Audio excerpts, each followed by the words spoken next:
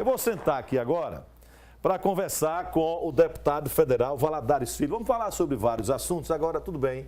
Tudo bom, Fábio? Eu queria fazer uma pergunta a você que o povo estava perguntando ontem. Vocês não são aliados de Eduardo Amorim e André? E por que em Simão Dias vocês caminharam de um lado e eles caminharam do outro lado? É natural que em Simão Dias todos sabem a situação política lá em relação ao prefeito municipal e ao nosso agrupamento político. Isso é histórico. Enfim, por mais que tenhamos respeito ao prefeito Marival, inclusive procuramos ajudar o prefeito, porque ajudando o prefeito estamos ajudando o povo de Simão Dias, tanto o meu mandato como o do senador Valadares, o próprio deputado Luciano Pentel, que estava junto conosco, mas são agrupamentos políticos em Simão Dias, nesse momento Então, em Simão Dias, vocês são adversários. Somos adversários políticos e todo o Sergipe sabe disso. Enfrentamos o prefeito Não, mas você é adversário de Eduardo e de André, em Simão Dias. Não, de Eduardo e André nós não somos adversários em canto nenhum do estado. Mas e por que não estavam juntos ontem? Por causa dos aliados do senador Eduardo Amorim e André Marival, Moura. as imagens que a gente vê ali, o prefeito Marival, o senador Eduardo Amorim ainda fez um legal ali para a Câmara. Para a Câmara, tá vendo? Estava bem atento o senador. O senador estava atento. Então lá não se junta.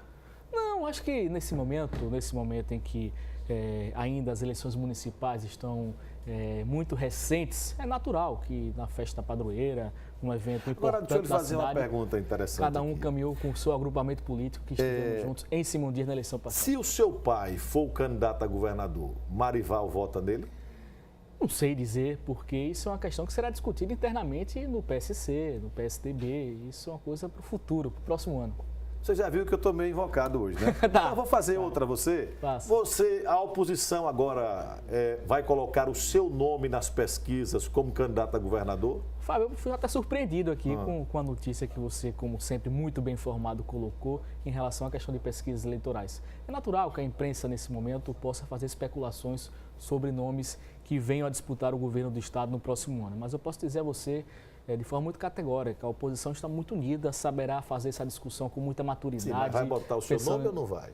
Não, se os institutos de pesquisas colocarem o nome, a oposição ainda não se reuniu para discutir, debater esse assunto, mas eu não sei se os institutos Agora, de pesquisas que serão mais uma contratados colocarão. Para a gente ir para Brasília, há informações de bastidores que você, o senador Eduardo Amorim, teria conversado com o seu pai, com você, para que ele só seria candidato a governador se você fosse o candidato a vice.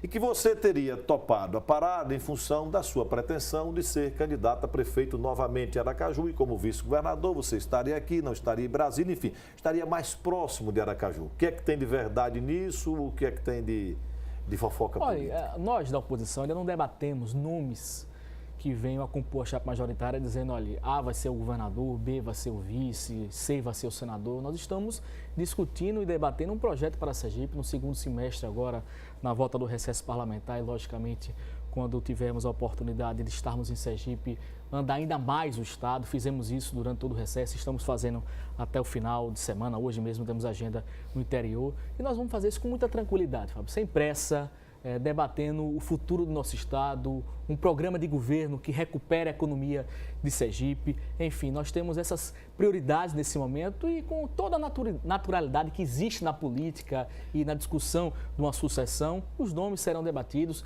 As pesquisas demonstram que a oposição vai muito bem, obrigado. O povo de Sergipe vê nos nomes da oposição uma luz no fim do túnel para que a gente possa ter um Sergipe com a desigualdade social menor no futuro, enfim, que a gente possa ter um tratamento com servidores públicos mais digno, uma recuperação da segurança pública, da saúde, da infraestrutura, da geração de emprego. É dessa forma que a oposição tem olhado e enxergado o futuro de Sergipe e a futura eleição no próximo ano. Mas você está de olho em Aracaju? Olha, eu acho que eu posso dizer a você e aos telespectadores aqui da TV Atalaia, do Balanço Geral Manhã, de que governar a nossa capital ainda é um sentimento muito forte no meu coração. Mas cada momento com a sua agonia, cada eleição você discute o momento da eleição. Então, no próximo ano, nós vamos discutir 2018. 2020 é um outro momento que iremos discutir então, deixa posteriormente. eu dar só mais uma provocadazinha. O que é que você acha de Belivaldo? Olha, pessoalmente, eu não tenho nada contra Belivaldo. Conviveram muito tempo. Não tenho nada contra Belivaldo. Uma pessoa que conviveu muitos anos com a minha família. Eu posso até dizer que me viu nascer, me viu crescer.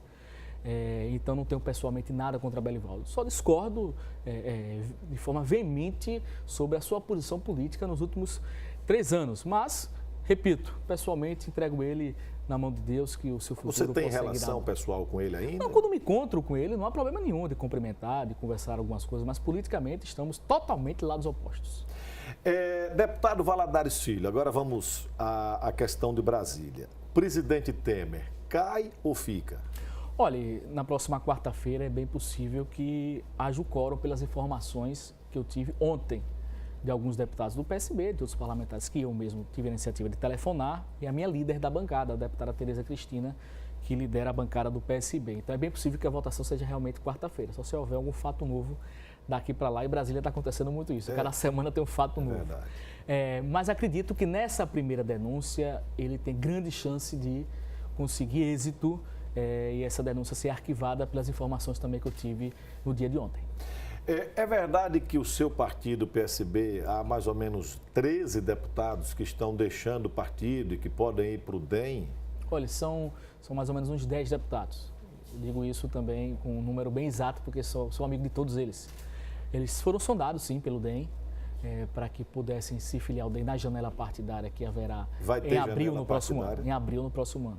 Haverá janela em abril do próximo ano, para que haja mudança de partido também para aqueles que queiram se filiar e sejam candidatos nas eleições de 2018. Enfim, houve sim essa sondagem, há uma perspectiva de que alguns parlamentares possam ingressar ao DEM, inclusive por divergências com a executiva nacional do partido, através da reforma trabalhista, da decisão que o partido tomou também contra a reforma da Previdência e a própria denúncia do presidente Michel Temer. Então, existe sim a possibilidade de alguns parlamentares se filiarem ao DEM na janela de abril do próximo ano. E de fusão com o DEM? Não, de fusão isso nunca foi debatido, nunca foi discutido, nem pela Executiva Nacional do PSB, nem pela Executiva Nacional do DEM.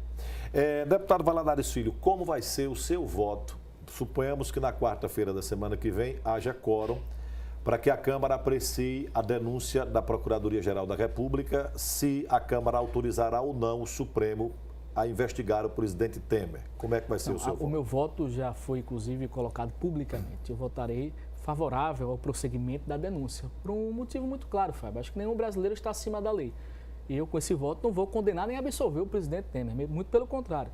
Eu acho que não é porque ele é presidente da República que ele não tem que ser investigado e julgado. A Suprema Corte, com toda a autonomia que ela tem, ela fará um julgamento isento e justo das evidências graves que foram colocadas na denúncia da Procuradoria-Geral da República, do procurador Janot. Enfim, é dessa forma que eu irei votar. Votar favorável ao prosseguimento da denúncia. Ele tem que ser investigado e julgado. Se for absolvido, ele volta ao seu trabalho. Se for condenado, ele cumpra a pena que for colocada pelo Supremo. Para que as pessoas entendam o rito processual. Se, por exemplo, a Câmara autorizar ao Supremo processar o presidente, ele é imediatamente afastado? Não, se o Supremo Tribunal Federal acolher a denúncia, porque ainda tem regimentalmente essa possibilidade do Supremo, mesmo com a autorização da Câmara dos Deputados, analisar que a denúncia, ela é, por exemplo, infundada e arquivar a denúncia. Então, se o Supremo acolher a denúncia, ele vira réu. A partir desse momento, ele é afastado. Ele é afastado e aí o Rodrigo Maia assume. Como você votou na reforma trabalhista? Votei contra a reforma trabalhista. Por quê? Eu acho que o governo ele se equivocou bastante no pouco diálogo com a sociedade, com os sindicatos, com os trabalhadores brasileiros. É uma reforma que ela não demonstra preocupação com os direitos dos trabalhadores, ela acaba praticamente com a justiça do trabalho, deixa o trabalhador brasileiro sem ter onde recorrer e outras questões importantes como uma reforma como essa devia ter sido feita. Audiências públicas por todo o Brasil, debater com o povo, com a sociedade. O povo brasileiro está cansado de que o governo envia um projeto para o Congresso Nacional e não há discussão plena com a sociedade brasileira. Por isso, votei contra e também votarei contra a reforma da Previdência, que tira muito direito dos trabalhadores brasileiros. Eu li hoje na Folha de São Paulo, é que os aliados do presidente já querem que ele esqueça a reforma da Previdência. Existe essa discussão, mas eu ouvi, inclusive, ontem, Fábio, uma entrevista do ministro da Casa Civil, Alessandro Padilha, já pensando no mês de agosto em voltar a discutir, se houver uma vitória do governo na próxima quarta-feira, a reforma da Previdência. Mas acho muito difícil ele aprovar uma reforma da Previdência ainda esse ano. realmente é muito complicado. A reforma trabalhista já foi uma dificuldade muito grande e, sobretudo, com essa crise, porque há informações de que virá outra denúncia da Procuradoria. Isso, né? a informação que nós temos, inclusive tive ontem, é de que haveriam 2 denúncias, mas o procurador Janot irá juntar as 2 denúncias em uma, que será de obstrução de justiça e de formação de quadrilha, essa próxima denúncia, ou seja, não serão mais 2 denúncias, será mais uma denúncia que será juntada entre esses 2 nomes bonitos, né? A gente diz quando as pessoas estão respondendo o processo, que é a questão da formação de quadrilha e da obstrução de justiça. Deputado Valadares Filho, o senhor sempre que é questionado, o senhor disputou a eleição com Edivaldo Nogueira, Edivaldo foi eleito prefeito e o senhor, naturalmente, como oposição, faz críticas à administração municipal e toda vez que o prefeito é questionado, ele diz que é dor de cotovelo, que é choro, que você chora porque não engoliu a derrota. Primeiro, qual a sua avaliação desses 7 meses já de administração? Eu me lembro que eu lhe perguntei isso logo no começo, logo quando começou o programa aqui, tinham 3 meses e meio. Você deu nota, eu acho que foi 3. Não sei se eu me lembro, foi 3 a nota que você deu à gestão de Edivaldo Nogueira. Passados já 7 meses, a nota aumentou, diminuiu, se manteve? E como é que você avalia o que Edivaldo disse, que você o critica porque é choro de derrotado? Olha, quem fala em eleição e quem fala do resultado dela é o prefeito. Eu não falo mais disso. Isso é uma página virada. Nós temos que falar de Aracaju, do futuro da nossa cidade, a melhoria dos serviços públicos que não tem acontecido em Aracaju. Você acabou de falar em relação ao problema do Lamarão. Isso é uma regra em praticamente toda a cidade. São serviços públicos básicos que não estão funcionando. Esses 7 meses dá para melhorar muita coisa. A gente sabe como está a situação dos terminais de ônibus. A gente sabe como é que está a situação das vias de Aracaju, principalmente nos bairros da periferia, em relação a uma cidade extremamente esburacada. A gente sabe como está a falta de medicamento nas unidades básicas de saúde. Ou seja, é uma cidade que ela não melhorou seus serviços básicos. Ou seja, o serviço não está chegando com qualidade à nossa população. Um transporte público que a gente sabe como é que está acontecendo e a licitação do transporte público não é nem mais citada como prioridade como era falada durante a campanha eleitoral. E promessas que foram feitas pelo prefeito que seriam cumpridas de forma imediata, como aumento abusivo do IPTU, que ele revogaria já no início da sua gestão, nem fala mais no assunto. Disse que iria elaborar, através de um grupo de estudo, a possibilidade de fazer essa revogação, e isso não se fala mais. Ou seja, são promessas para tentar vencer a eleição, consegue vencer a eleição e depois se esquece. Infelizmente, a cidade está sem manutenção e a administração de Aracaju, ela é, sem dúvida alguma, extremamente frustrante. E a nota aumentou ou diminuiu?